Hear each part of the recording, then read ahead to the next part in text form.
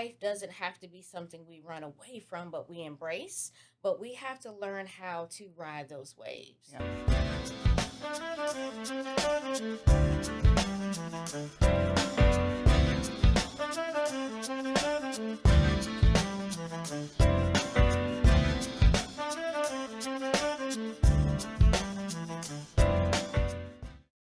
Hello and welcome to another episode of Legacy Discussions. I am your host, Taisha Beard. If you have been watching our show and enjoying the content, please like and comment and then subscribe to our channel. We finally made it over 5,000 thanks to all the supporters. We appreciate you all for enjoying and supporting our content. Also, if you are interested in coming to our 2026 Legacy Summit, we will have more details for you about that, but you can go to mylegacysummit.com to get your early bird tickets through October 31st. And then after that, the tickets will be on sale through April of next year. So today I have with me Miss Chantel Jacobs, y'all, and I am going to talk about some personal conversations that Chantel and I have had as she is my therapist. So Chantel Jacobs is a licensed therapist and a founder of Pure Mind Consulting and Wellness, known for her transformative approach to mental health and mindset. She helps people find peace, strengthen their faith, and cultivate a healthy mindset. Through keynote talks and trainings for businesses, organizations, schools, and churches, she blends clinical expertise, mindset strategies, and heartfelt storytelling to inspire audiences to live fully and embrace life's beauty. Chantel, welcome to the podcast. Thank you so much for having me. I'm so happy to be here. Yes, absolutely. Absolutely. Okay, so I was just telling the audience that you are my therapist. And I remember, so the company that I work for, they were offering some options for a therapist. And growing up, I always thought that if you had a therapist, you were crazy or something was wrong with you. The misconception, The right? misconception, right? Especially in African American and people of color households, right? That's not something Right. we're taught to go and see a therapist. And I remember when I reached out to you, first of all, I wanted to find someone that would understand my life and the things that I could potentially be going through as a career woman, as a Black woman, as a mother, and all these things. And I remember going through your bio and selecting you because several other things, right? Your background, your experience, your knowledge. But then the biggest thing was you mentioned your faith. And to me, that was like, okay, I gotta, she's the one for me. And so when I reached out to you, I scheduled the appointment. And our first conversation, I just remember crying uncontrollably. And you allowed me to have that moment, to have that space. You didn't judge, you didn't stop me. You let me have that moment. And I was just telling you earlier that I don't even remember all the things that I said, but I brought up all of those emotions. I tried to verbalize it and articulate it. And I just remember leaving that call like, okay, I think I know what I'm supposed to be doing now. I felt so much lighter and I felt like the weight was lifted off. So is that like part of the strategy, like when you're having those consultations or you're having those meetings with your clients to just let them express themselves without interruption? Absolutely. The process is such a beautiful process, but it's a process that so many people fear. Yeah. And because it's the unknown, I don't know how I'm going to respond to what may come up. I don't know what we may end up talking about, Right. but in that process, it's so important for people to be heard. And a lot of times we aren't heard, we're not seen, and just giving people that platform to pause for a minute and Yeah. just to express themselves is so important. Yeah. Yeah. So what made you want to become a licensed therapist? Purpose. Yeah. Absolutely purpose. Actually, my major originally was atmospheric science. So I thought I wanted to research the weather and really dig into meteorology. But once I went to school for it, I realized this isn't me. I was not good at it. Yeah. It was dealing with a lot of programming and data, and that's just not my lane. And so I began to pray about it. I took a career assessment test and therapy was one of the ones Wow. areas that popped up, being a therapist. And I realized many people in college would come to me for advice and help and support. Yeah. And so I got into that arena that way. Yeah. And I absolutely love what I do. I love helping people, Yeah. and it's something that just brings me joy. I love that. I do think it has to be a passion of yours because I've mentioned before, like if you do things for money, it gets old. You don't feel Yes. valued. You don't feel fulfilled. So, do you feel fulfilled in the work that you're doing in the community and changing people's lives? I feel fulfilled because it goes back to my faith, my belief in God, and why He created me. And I'm excited that I was able to find what my purpose is, and I'm able to live in purpose. And I really just love just being able to talk with people. I love people. I love conversation. I love being able to help people problem solve and just help people realize that life, it does not have to be hard every single Yeah. day. Life doesn't have to be something we run away from, but we embrace. But we have to learn how to ride those waves. Yeah. We have to begin to look at life from the lens of every day does not have to be perfect. So a lot of times I see that people think that in life, in order to have peace, everything has to be aligned, Yeah. and it doesn't. I learned a long time ago, peace is riding those waves. Peace is trusting God, knowing in the middle of the storm, things can be chaotic, but I've learned to have peace because I know He's working things out Yeah. for me. And I can't allow myself to be submerged in the problem, be consumed in the problem, but I'm consumed by God. Yeah. I'm consumed by His power and His authority and what His word says. So if His word says, ask what you will and it shall be given to you, it Mm. is so, but I must be patient. And Yeah. so while I'm going through trials, because I go through things myself, Yeah. I'm trusting that it's working out. So I'm going to have my moment where I'm going to cry. And as my mom say, you can cry about it, but now what are you going to do? So then I shift to that place of crying to, okay, God, what's the game plan? It's time for me to be solution focused and oriented so that I can begin to work on things. But I'm still going to go have fun. I'm still going to brunch. I'm Yeah. still going to travel and laugh and all these things while I'm waiting for things to work out. Yeah. That's so important because I know myself when I'm going through a lot or some challenges, I put Hmm. everything on hold. I don't travel, Yes. personally. I don't do the brunches. I'm just so focused on figuring out how do I get out of this situation? How do I get out of this season? And so what are some of the tools that you do to help yourself ride those waves? What I do is really take time to self reflect. I feel like we live in a world where everything is so fast paced. You're taking care of your family, you're going to work, you're trying to manage bills, you're maybe dealing with health problems or caring for aging parents, and the list goes on. But how often do we actually take time to pause and look at our lives? Yeah. It's, Very rare. if we look at social media, you look at the comments, right? Everybody has an opinion Right. about everybody else, but are you really self-reflecting Mm. and focusing on yourself and say, what can I do to be better? What can I do to have more happiness and joy in my life? So for myself, it's taking the pause and focusing on me, Yeah. making a plan, and then making that plan visible, because at the beginning of the year, everybody comes up with what? A These new new, plans, these yeah, new and goals. goals, Yeah. right? Yeah. But then how often do you look at it? They don't. They normally write it down, and I've been guilty of that. I do a better job of just saying why. Like first of all, I used to wait until January. Oh, I'm gonna Mm-hmm. start in January. I'm gonna start the year fresh. What are we Yes, waiting for? that's right. If we're ready now, start now. That's it. Yeah. And I always tell clients that start today. Don't wait until Monday, because a lot of us, we want to wait until Monday. Yeah. Monday gets here, life happens. And it never gets done. That's it. Yeah. And so it's starting today, creating a plan, but being consistent and making that plan be visible. Yeah. Is it on your phone, right? Did you print it out? Is it at your desk? Is it somewhere visible at home? Do you have certain days or certain weeks you can check in with yourself to see how things are going? That's Yeah. important. That is important. That is important. So why is it important to have a therapist? Do you think everybody should have a therapist? I don't think everybody should have a therapist. I Okay. think therapists are very important, but it depends on the individual and the journey of life that they're in. Yeah. Therapy is such a beautiful process where you are able to sit in an environment where you're not judged.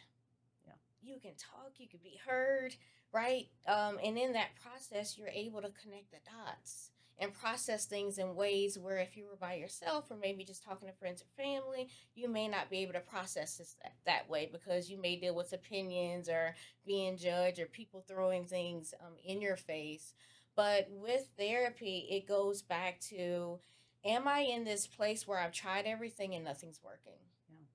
Does everybody blame me? Am I in the middle of a lot of chaos that takes place?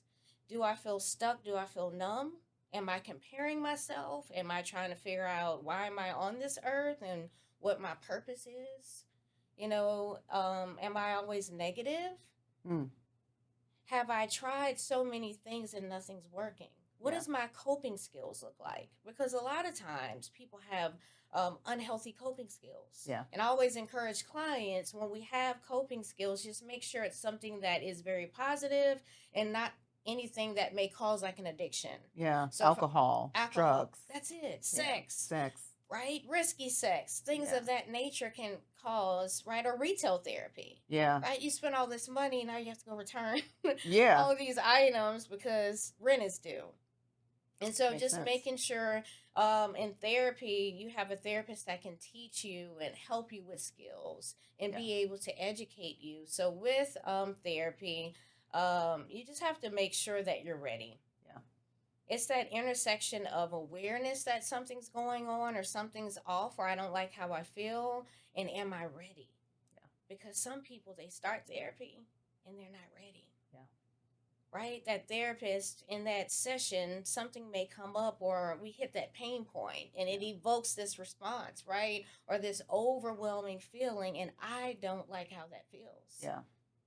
So, what do you recommend for those kind of people? Because I know of someone that was taking therapy and, or with, working with a therapist, let me say, and there was obviously something that Mhm. came up that she was not comfortable with or didn't want to revisit. And she stopped. And I know that it was something because she brought it up during a conversation and she cried about it. And it was something I'd never heard before. Okay. And it was like, okay, where did that come from? And then it almost like therapy scared her a little bit. So Yes. what would you recommend to someone like that? And let me just say, what would you recommend to me to tell that person to say, hey, it's okay. Hmm. There was something that you need to deal with. And if you're ready to deal with it, you should go back and deal with it. Like what should that conversation be from me to her? And what would you recommend to that person? Like get back with your therapist or work within yourself before going back to your therapist? What would you say? I love this question. And so for you, what I would recommend is even asking that individual, oh, what makes you not want to return back to therapy? Is it that you don't feel supported? Is it more so that you're afraid to talk about this topic? And if you are afraid, that's what that individual is trained to do. Mm. They're trained to walk you through the process. They're there to hold your hand. They're Yeah. there to be compassionate and really hear you, but help you begin to heal with those layers of trauma Mm. that you may be experiencing. And you're not alone. And many people go through it. So just letting them know they're not the only one. But if you feel this way, then that means that there's this heaviness that you have been Mhm. carrying, and that's something that you need to release and you need to get free from. Yeah. So when you're ready, I encourage you to go back and share that with your therapist. Let her know because I'm sure it won't be the first time Right. that she's heard that. And even for that individual, it's just letting them know that you could do it. Yeah. In life, we can achieve anything, but it's all in where is my mindset? Am I telling myself I can't do it? Am I telling myself I'm not ready? Am I telling myself that, no one will understand? The more negative I think, the more I run, Yeah. right? So we have to look at too where our mindset is, our posture is. Mm. And so I have to begin to tell myself I can achieve anything. And as we look at scripture, I can do all things. Through Christ. Come on. Through Strengthens me. Christ that strengthens me. Yeah. And it's all things, not some things, Right. but it's all. And so we have to make sure, too, as believers, we believe scripture, but are we acting on scripture? Yeah. That is so important. Yeah. Because scripture is there to what? Help us. It's a source. Yes. Wow, I love that. And so I do want to have that conversation with her because I want to encourage her. I've even offered, like, girl, I would pay for it. Yes. Like, I want you to deal with this before Mhm. it gets to a point to where you are in the grave with it. Like, I want you to be healed here Yes. mentally and spiritually and enjoy the true joy of life. That's right. And be Yeah. free. Yeah. Yeah. Okay, so what age do you recommend that you should maybe start your children or yourself in therapy? I don't believe that there's a universal age. The earliest we see is around like ages 3 to 4, where you may have to work with toddlers and help them with social skills or language and ways to communicate. But it goes, I think it's a little deeper than that. It's more of, am I ready? And Yeah. is it the appropriate time for me to start therapy? Yeah. What's happening in my life that may be, disruptive? What challenges am I faced with? Because when we look at kids or even adolescents, it's a lot of peer pressure. There may be bullying or identity based issues. Who am I? What do I need to be when I'm supposed to grow up? Or I may not like myself. And so it's really helping them begin to embrace self, love self, but learn how to communicate or communicate and deal with their family members. Yeah. So we see a lot of that too, family conflict or with adults. It may be in survival mode, Yeah. and I'm tired of running. I'm tired of being on autopilot. And a lot of times, what I see with adults in therapy, and it's one of those moments where it's this, epiphany, wow, I have been in survival mode. Yeah. Like, this is a part of my life, and I don't know how to get off the train. Yeah. I think a lot of adults are like that. And so that brings me to my next question. Is there a correlation to good mental health and success? Yes. Ooh, I love these questions. Yeah. Yes, that's so powerful because a lot of times we equate success to financial gain, right? Advancing in our careers. But mental health contributes to so many factors, not just our career and finances. Right. But when I look at success, success should be a holistic approach. Am I living my purpose? Am I authentic? Or am I comparing myself often to other people? And that's something I see in my practice a lot. Most people that come in are comparing themselves to other people and they don't like who they see. Yeah. Because I often ask this question the first day I meet individuals to rate their self esteem on a scale of 1 to 10, with 10 being the highest. And I would say on average, most people tell me 4 to 5. Really? 4 to 5. I can relate to that. I have my moments where I would do 4 or 5 as well because I know I'm hard on myself, super hard on myself, and I know I can do more. Yes. Yeah. But then what I always tell people with that 4 to 5, what happens is, say we're taking a test, and if we can equate the 4 to 5 to 40 or 50%, how do we feel? And how would you feel if you got a 40 or 50% on That's an exam? I failed. I would think I failed. Yeah. Yeah. So when you wake up, if you're looking at your life through that lens of I failed and I'm a failure, that begins to affect your mood. It affects how you show up in the world, the decisions you make, the posture that you're in. Yeah. But then when we look at God, we're fearfully and wonderfully made. Yeah. We're made in the image of Christ. God is the author, right, and finisher of our life, right? And He's such a God of what? Order and perfection. So if I could begin to see myself through His lens, I wouldn't see myself as a 4 or 5. I would see myself much higher.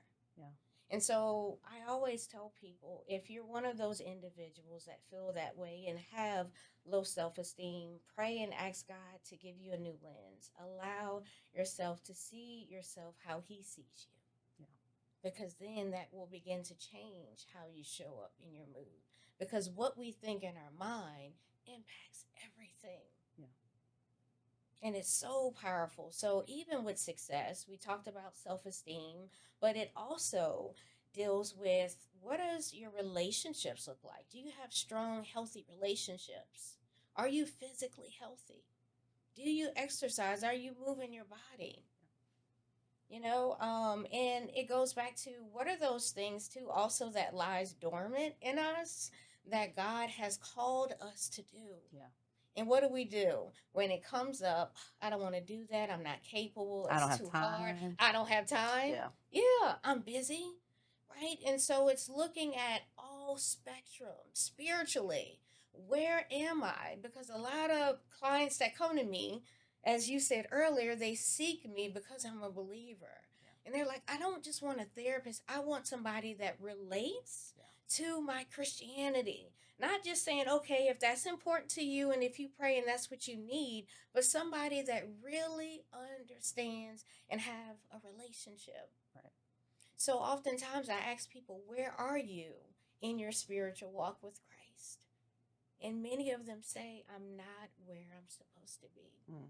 So even tapping in there, right? Yeah. Spending more time with God. Because people say, well, I never hear from Him. How do you hear from Him? So we'll walk through, different ways that you can hear from God. But I often say this, it's just like for you, for instance, right? Say your children, your husband, right? Your parents. You can look at them and tell if they are not having a good day. You can tell if they're faking the funk. I You can. can tell if they're sick, right? All of those things. You can go to an event and look at them across the room and just have a what? Unspoken language. Yep. You know that because of what? My relationship with them. I spend time with them. That's it. Yeah. Yeah, the time that's invested. So it's the same with God. When we spend more time with Him and we seek Him, and we seek Him to the point where it's no longer a task either, because sometimes it's like, oh, that's too much. No, I desire you. Then I know you. I feel your presence. I know in different ways in which you speak to me. Yeah. And so it's so important for us at the end of the day. I'm gonna go back to purpose and authenticity, because I'm just feeling that one in my spirit. But it's so important for us to tap in to who we are called to be, because it's like two magnets. Magnets, what? It's forever this pull and this attraction. Yeah. And so it's so important for us to step out of fear, step out of our comfort zone, and do the things that God keeps prompting us to do. Because just like I'm a therapist and I help impact people and change their lives and their mindset, you're needed. Yeah. Because you're going to have viewers that are going to listen to this and all the other guests that you have, and their lives are going to be changed. Yeah. It's going to be what the phrase or the thing that's being said. So I applaud you for stepping out on faith, because it's not always easy. It can look glamorous, and I love this studio. But it's hard work. It is hard work. Right? It is hard work, and it's time away from my family. But I will say this, to your point, that purpose is what keeps me going. Like I know God has been calling me to do more, right? And more in having these types of conversations, right? This is a form of ministry in my mind, right? Yes. And so love my job, love the people there, but this right here, what I'm doing and helping women and helping the people that are watching this and bringing women like yourself on to be displayed in front of the world, saying, hey, we got people doing great things out in this world. That's right. We got a Chantel Jacobs in this world that people need to know. And this right here it fulfills me. Yeah. It it's does. Home to you. I love it. And so yes, I'm away from my family. Yes, it's costing me a Saturday. Yes, all these things, but I wouldn't rather be anywhere else. And my family, they're in the building too. They know, they appreciate what I'm doing because they understand my assignment. That's powerful. Yeah. They understand the assignment. Yeah. Yeah. Yeah, and that just shows how important it is for us to have what support, Yes. right? A team that's around us to rally us, and that's why we even have to be careful. Like, who do you share your visions with? Right? Because you share it with the wrong person, then what? You may shrink and Exactly. say, well, maybe I shouldn't do it. Yeah. Yeah. But who gave Yeah. you the vision in the first place? I love that. So when you're working with a therapist, is there a certain amount of time that you think you should work with that therapist? Like, let's just say somebody's had a therapist for 15 years. Like, is there a Mhm. point where, okay, I've taken you as far as I can go, or we've become too familiar, or like, what does that look like? And do you think there's a time where you should change a therapist? Absolutely. And I see that a lot. Many people that come to me had previous therapists. And so I would say with that therapeutic process, it's very important to look at, am I still growing? Mm. Yeah. Because you may reach that point of stagnation where you're not growing and now it's just conversation. Mm. And if I'm not growing, right, then how is that helping me? And so I think sometimes two individuals will look at different therapists. Well, this one is very skilled in this one, and this one is an expert in this particular area. But you have to make sure, is that a good fit for me? Yeah. Because that person may not be the best fit for you. You need to look at their personality. Um, what's their skill set? How long have they been providing therapy? And the list goes on. I mean, there's many different things that we can look at, but how does this person make you feel? When you go to therapy, do you feel good? Or is there this pit in your stomach? Mm. Do you feel worse when you leave? And you need to make sure that you're in an environment that's very supportive, where you feel like it's okay to share this, even though I may not have told anybody. Mm. But I feel safe enough here Yeah. to share that with you without judgment. Yeah. So that brings me to my next question. And this is something that I've always thought about, even like police officers and medical staff. Mm-hmm. How do you have someone to bring you something that's so heavy, and then you have to help them through that? And now it's almost like you take that burden off of them and almost put it on yourself. Mm-hmm. Like, how do you go home at night and kind of lift that weight off of you opposed to keeping it with you? Because I've heard some people that, I don't know if they were necessarily therapists or psychologists or whatever, but they would say, man, it got dark for themselves because they didn't leave that Mm-hmm. at the office, or they didn't leave it at the altar or wherever, right? They took it home with them. So Yes. how do you have someone to come in with something so heavy that you begin to take on, or do you take it on? Mm-hmm. And if you do take it on, how do you get rid of it? How do you leave it where it is? That's a question that many people ask me, Yeah. time and time again. Chantel, I don't know how you do it. Yeah. Even my clients ask me the same thing. But I will say this, that's something I never struggled with. Mm. I had a really good counseling master's program, and they were very big on healthy boundaries when it relates to that and being able to separate. I hear a lot of traumatic stories that are very heavy, but my mindset, I want to go back to mindset as we Yeah. talked about earlier. Our mindset is so important. So I feel like I have a healthy mindset that helps me do the work that I'm doing because I look at myself more as a vessel and not Mm-hmm. the source. God is the source. Yeah. So it's my job to do what? Plant the seed so people can heal, and then God comes in with the growth. Mm. Okay. And so that helps me be able to process the heaviness that I deal with.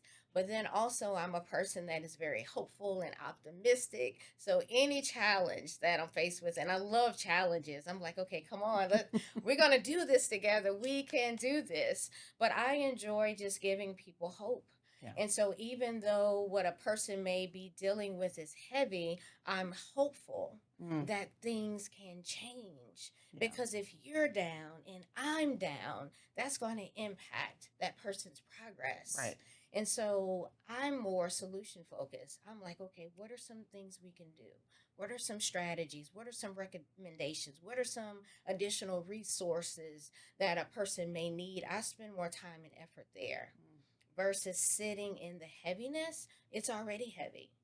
My job as a therapist is to help the clients begin to release the weight and the heaviness. Yeah. So that's my focal point, because there's no need in us drowning. Right. We can swim. Right. So my job is to teach clients how to swim and how to swim effectively in life. And so I also pray every morning. I have a routine. So I get up. Most times I don't listen to the radio in the morning. I'm in silence and I just pray and I speak with God. And I say, God, you give me the words to say today to help your people. Use me as a vessel. And that's what I do. And I watch him work. Wow. And it just blows my mind. I can't take the credit. Yeah. I just gave God my yes. And I just watch him move and flow in my sessions and throughout my clients' lives. And one thing that really excites me is that seeing my clients succeed and grow and do amazing things, I see them do some phenomenal things. And some things are very public and out there, and I'm behind the scenes like, yes, nobody knows I know them, but I'm like, go ahead. Yeah. And that's what it's about. Yeah. It's about getting over the hurdles and the humps. You're not crazy for going to therapy. You're actually smart and you're wise. But it's more of, I need to be in a supportive environment that's going to help me be able to see things clear, be able to connect the dots, understand my reason why. Because I see a lot of believers sometimes, they may say, well, my family was against me coming to therapy because they say go to God. Right. And I tell them, yes, you go to God, but God also puts people on this earth to be a blessing to us, to help us. And so we have to look at this differently because, yes, we know scripture. Yes, we're listening to our pastor, but we still need to understand, why do I keep self sabotaging myself? Why do I keep causing chaotic to happen? Why do I keep running to the same type of female or male, right? Talk about it. That's causing havoc in my life, and I know I should be with this individual, right? Why do I settle? So it helps you begin to peel those layers back, trace it back to childhood or other milestones in your life where now it makes sense. So now that I understand, now I can process, now I can work on healing, and now I can begin to eventually make different decisions. So when I look at all of this and the possibility, I sit there and I can't sit in the heaviness because I have too much work to do. Oh, come on. Yes. Because what I do is valuable and it is priceless. And so I take it with a charge, I take it with excellence, and I focus more on God. Am I pleasing you? Yeah. And if I'm pleasing you, I'm going to see the outcomes in those people that God has entrusted me with. Yeah. And I celebrate the wins along the way. I get excited and I look at progression. Even if it's small, it's movement. Right. And so I can't go to sleep with this stuff. Yeah. I go to sleep light, I sleep well. Yeah. And I get up and I do it again. Yeah. Hey multipliers, it's Taisha Beard inviting you to the Legacy Summit 2026. It's going to be April 25th of next year at the Gonzalez Pace Center in Gonzales, Louisiana. If you've been to the Legacy Summit 2025, this one is going to be next level. We have a tax strategist that's going to teach us for 2 hours how to save hundreds of thousands of dollars that I have in my taxes for having real estate. And then we're also going to have an AI professional there that's going to tell you how to scale your business and use AI for efficiency. We have a panelist of women developers, and there's going to be so much more. So now is your time to get your early bird tickets at www.mylegacysummit.com. Early bird tickets are on sale through October 30th. After that, you can still go to mylegacysummit.com to get your general admissions or VIP tickets. If you are a sponsor and would like to sponsor us, there's packages for sponsors. And if you want to be a vendor at the summit, also go to mylegacysummit.com to get all your information about becoming a vendor. My goodness. Look, somebody is going to get blessed by this. Oh my, like I'm just listening and I'm just so, like my spirit is overwhelmed because I'm just thinking, my God, somebody needed to hear this. Somebody right Yes, now is thinking that they're going crazy. that's Somebody right. right now is thinking that they're, crazy for thinking about getting a therapist. That's And right. you're not. Not at You're all. not. You're not. You're, to Chantel's point, you're smart. You figured it out that I need help and you're getting the help that you need. You don't have to do this alone. That's it. And Yeah. I often tell people as well, I just thought about this. When you're seeking a therapist, take your time. Yes. Make sure it's the right person. Pray about it and ask God to lead you to the right therapist. Yes. Yeah. And you could even request a consult where meet different ones and ask them questions, fill them out, see Yeah. if it's a good fit. I did that Versus, with my son. yeah, Yeah. versus just going from an insurance list, right? Yeah. And just picking a name. Yeah, I did that with my son. Like I went through a list of people, I talked to him, and I Hmm. wanted somebody that could relate to where he is in life right now. And of course, none of Yeah. them were children, but just Hmm. somebody that understands what he may be going through. And I did pick a Yes. male for him, somebody Good. that could help him develop as a young man and so forth. But Someone he can look up to. correct. That's Correct. good. Yeah. So here's a question that I just thought about. This isn't written down. Is a Go right ahead. therapist and a mentor like there's some similarities there, right? Yes, Okay. absolutely. So, even with those similarities, if you look at mentorship, right, you can also be coaching Mm, your clients in particular areas. I have some individuals, especially with the pandemic, many people suffer with social anxiety or they got so accustomed to being indoors, it's hard for them to get out and communicate with other people. So, even with that coaching and mentorship, we role play in session mm, and we may role play conversation. And some people say, you role play conversation? Absolutely, because what better platform to do it in? right. Right? This Where is your we, practice ground. yes, let's have small talk. And I'm like, look, ask me anything. Yeah. And I'll let you know if I can answer it. But let's have some small talk, Yeah. because it's about helping people and walking them through a process of life. Yeah. Some individuals, they may have questions about their career or may be stuck or trying to figure out their purpose. And so mentorship and coaching falls in Mhm. alignment in that particular area, Yeah. because I've seen many clients be able to resign from positions or get promoted or take those leaps of faith and try something new, because in therapy we were able to address some of those barriers or fears that they may have had. Yeah. Yeah. So another question I have is like I do some mentoring. And I always tell people when you're looking for the right mentor, find a mentor that has a mentor. And That's that's right. just somebody that has that accountability. That's good And not, advice. yes. So is that the same advice for a therapist? Find a therapist that has a therapist, or what does that look like? Not necessarily, Okay. because I still feel like it goes back to a person's journey Okay. and where they need help and support. Okay. I don't have a therapist. I've never had one, but I'm not against it. Yeah. I know many therapists that have therapists, but I also have a really good support system that has worked for me, Yeah. right? But sometimes we need help connecting the dots more or understanding things on a deeper level, or sometimes we may have experienced trauma, so a therapist doesn't necessarily have to have a therapist, but what I would say is a therapist, it helps if they're whole Mm, and have a sound mind. yeah. That And have makes a a circle of difference. influence, right? And a circle of Yeah. influence, right? And a support around them. Yeah.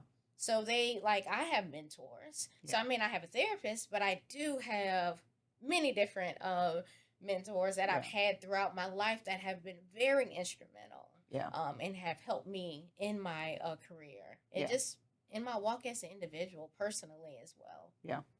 I love that. Okay, so how does the problem or challenge of your client not keep you up at night? So you mentioned that you don't take on that extra burden. Hmm. So have you ever like knew of someone going through something and they've told you part of it, but you know it's deeper than that? And like has those things kept you up at night? Like how do I want to help them? I want to help them so bad, or let me reach out to them, let me get them to come more than, more frequently than they are. Like has that ever kept you up at night to where you want to help someone so bad that that's keeping you up at night because you want that person to get the help that they need? I don't think it keeps me up at night. It Yeah. keeps me busy during the day. Okay. And so during the daytime, I may be, let me research or let me reach out, let me encourage them, or Yeah. let me see if there may be some barriers. And so sometimes I see too, it's finances. Mm, That's a big problem. People have insurance, but they still may not be able to afford the therapy session. So sometimes that could be a huge barrier. okay. But I still going back to nighttime, nothing keeps me up at night. Yeah. I sleep well, I have peace, but I feel like what I educate individuals on, whether I'm public speaking or in a client session, I have to practice Yeah. what I teach. And that's what I do. It works for me, and so I share it with others. Yeah. Okay, this is a mom question. Mm-hmm. I know you have a beautiful daughter. Are you like a therapist to your daughter, or are you just mom?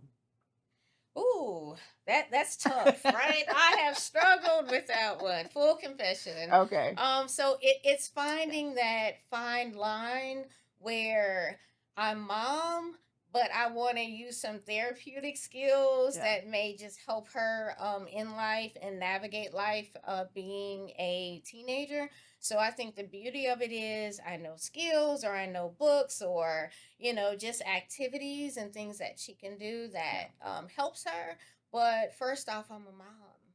And what I love about being a mom is just the relationship that I have with my daughter.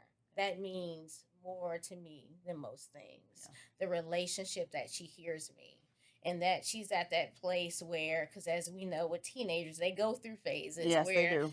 they listen, then don't listen, then listen again. And so I love the phase that we're in right now of mom, you were right. Or mom, Yeah. you just talked to me about this and guess what happened? Yeah. And so I say to all parents, it could be very difficult sometimes when we're trying to help our kids and they're not listening, but Yeah. don't quit.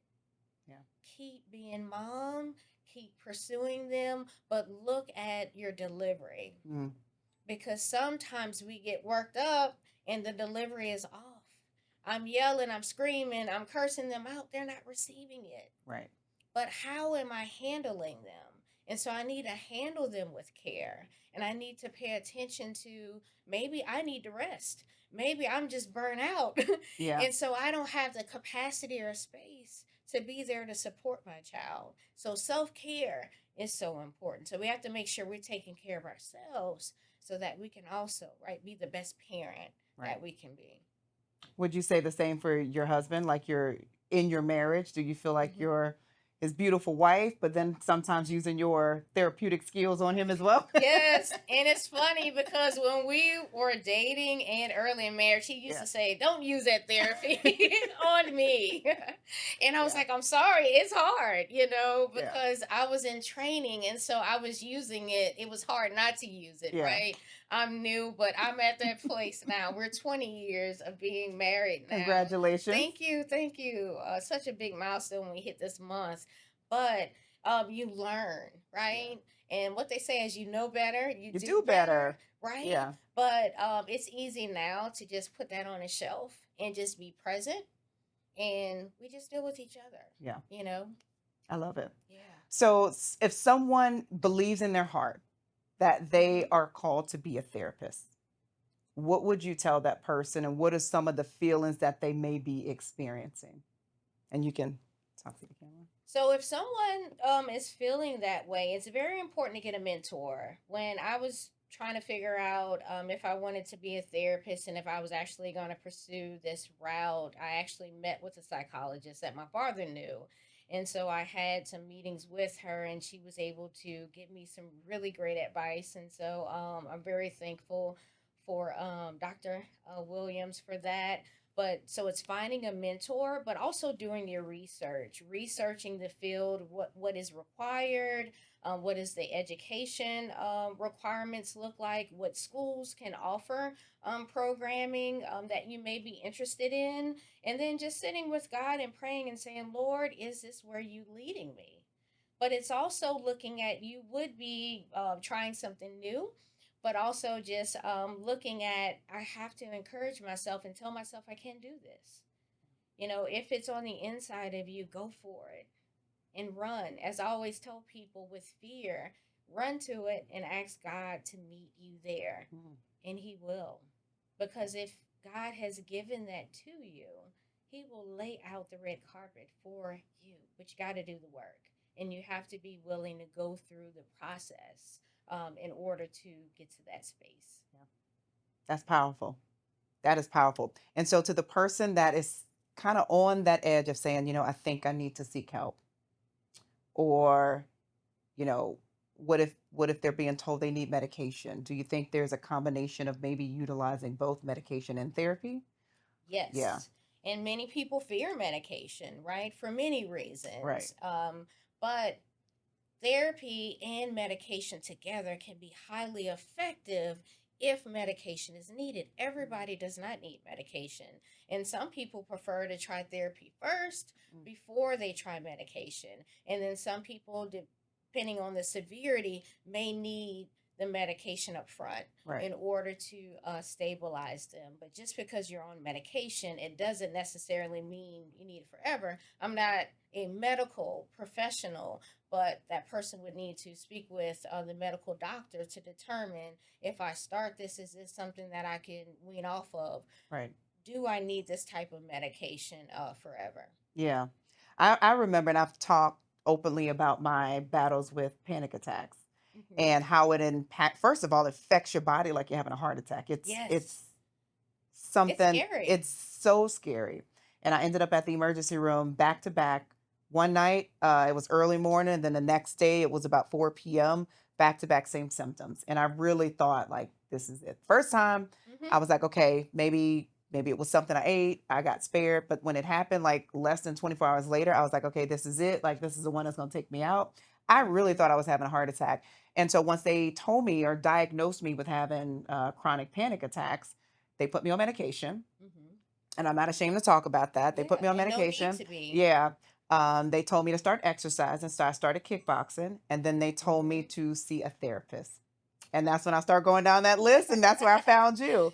And so I will say that all three have been absolutely amazing. I know that I wasn't consistent with my therapy sessions, and I need to do that again. Like, and that's another thing, right? Sometimes we feel like when things are great, we don't need a therapist.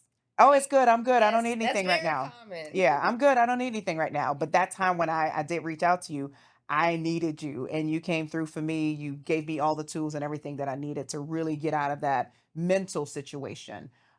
So let's spend a minute just talking about the ones that say, "Oh, I'm in a good place. Everything is wonderful. I don't need a therapist." What would you say to that person?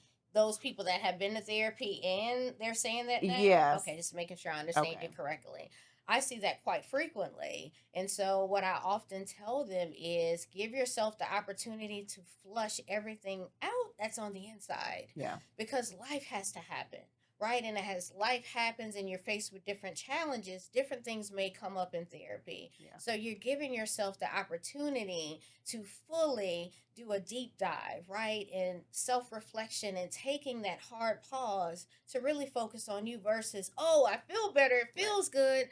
I'm ready. It's no different with people that have surgery, right? You have surgery, you're supposed to take a break from work, you're supposed to be in the bed, all these things, right? You're not supposed to do the heavy lifting. Right. As soon as a person feels a little bit better, Back to work. yeah, you're Yeah. back cleaning and everything else, Yeah. and then now you're aching, or it's like, oh, I'm not ready yet. Yeah. And so it's giving yourself the proper journey to Yeah. fully discover who you are Yeah. and how you're able to manage and navigate life and who hurt you, Mm. right? Or what has happened to you. And as one thing that we often look at, it's not what's wrong with you, right? But it's what happened to you. Mm. Because in life, we're a reflection of those things that we have encountered and experienced in life. And so look at how long those things have happened. It takes time to fully unpack and deal with all of the things that are lying on the inside and underneath the surface. And sometimes we don't even realize that something is problematic Right. until something happens or we talk about it. Yeah. And it's like, wow, where did that thought come from? And even with trauma, people don't realize with trauma, when we have memories, like you and I talking right now, when we leave this, right, and this ends, we're going to remember that. But all of that is going to be stored in one area Mm, in our brain. But when we deal with trauma, it's like taking, right, this beautiful vase here. If we throw it on the ground and drop it, all of those pieces are now mm, fragmented. So your memory is now fragmented. mm. And so oftentimes people say, well, I can't remember what happened when I was 10, but I just remember feeling a certain way. Yeah. Those pieces are fragmented, they're not Mm. all stored together in the same area of the brain. And so throughout life, you may get triggered, or you may see something, hear something, smell something, experience Oh something, my gosh. and then a memory, right, comes up. Yeah. And that's why that is. And so, even in therapy, you can only imagine as we talk more and we deal with life, guess what's happening with those fragmented pieces of memory? Mm. They're surfacing. Yeah. And then now we were going in this direction. Now we need to address this. So is the goal to take those fragmented pieces, put it all together so you can identify the full trauma of what happened? You may not be able to put it all together. Yeah. It just depends on if it all surfaces or not. Yeah. Sometimes it does not, but as it comes up, you begin to connect those dots. Yeah. But then you begin to look at yourself and understand, maybe this is why I feel this way. Maybe this is why I'm dealing with anxiety. This is why maybe I make the decisions Mm. that I make, Yeah. or I see myself through this lens, and so many other areas. But it's giving you that opportunity to fully process what's happening. Yeah. And now that I know what's happening, now let me learn the tools Mm. that's going to help me thrive. This is so good.